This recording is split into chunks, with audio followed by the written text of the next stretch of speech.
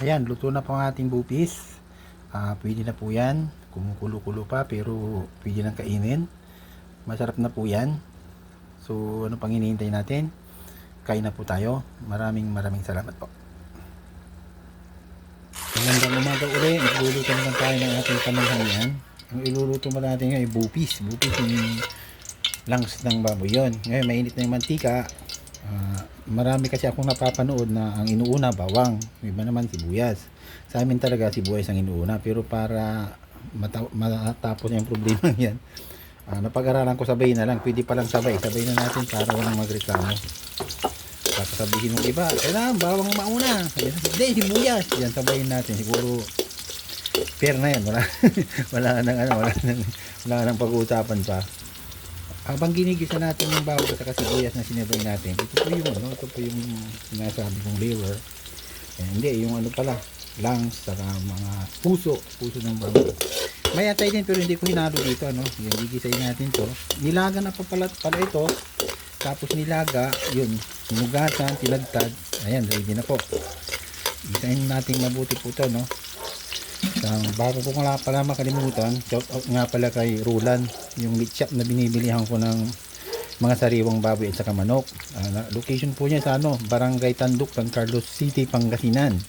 Kaya kung mga malapit dito, doon ako bumili ng mga baboy, manok at baka dahil sigurado ako sariwa yung ibinibenta niya. Kaya yun lang po, shout out sa Rulan Meat Shop, Barangay Tanduk, San Carlos City, Pangasinan.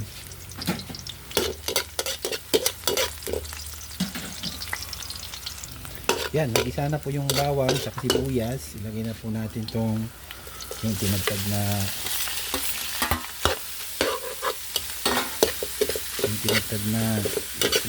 lungs ng baboy. May kasama rin yun na yung puso. Saka may iba pang hindi ko alam ngayon.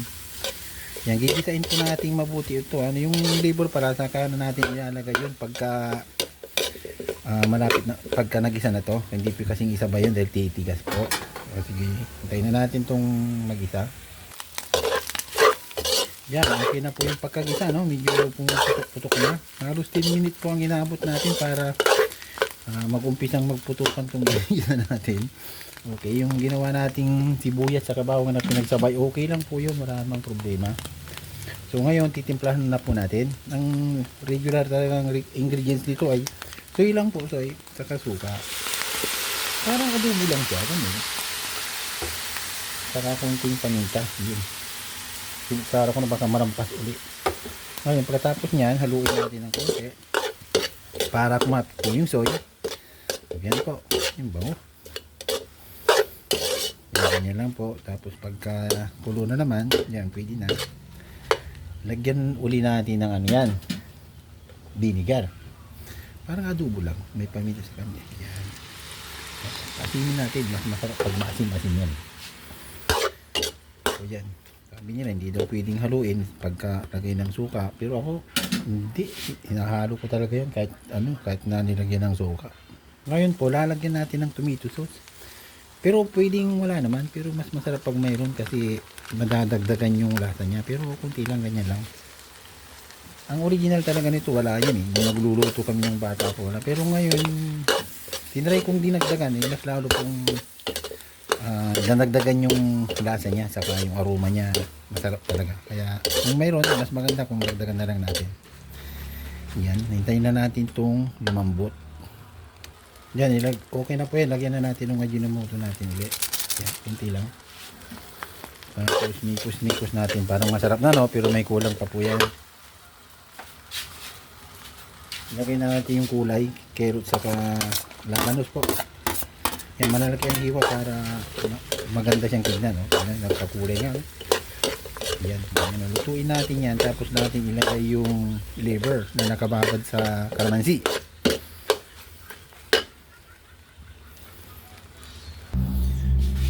Yan, okay na po. Lalagay na natin yung liver kasi hindi pwedeng overcook yun, kailangan pag nilagay natin pagka luto ng konti, tanggalin na agad. Kaya pinahuli ko talaga yan. Nababantayan ko kailang sakto lang. Mikos natin. Mausok. Magmano pa. Yan. Kunti lang yan. Dali lang yan. Po. Bantayan natin. Yan, malapit na pong maluto. Luto na po yung atay. Lagyan na natin itong sili. Hindi ko iniwa yung sili dahil hindi ako kumakain ng manghang. Kaya ganyan lang. Kung sino may gusto ng manghang, sila na lang pong kakain. Ngayon, tatakpan natin yan para maluto yung sili. Ayan, luto na po ang ating bupis. Luto na yung mga sili. Pwede ng ganyan. Masarap na po yan.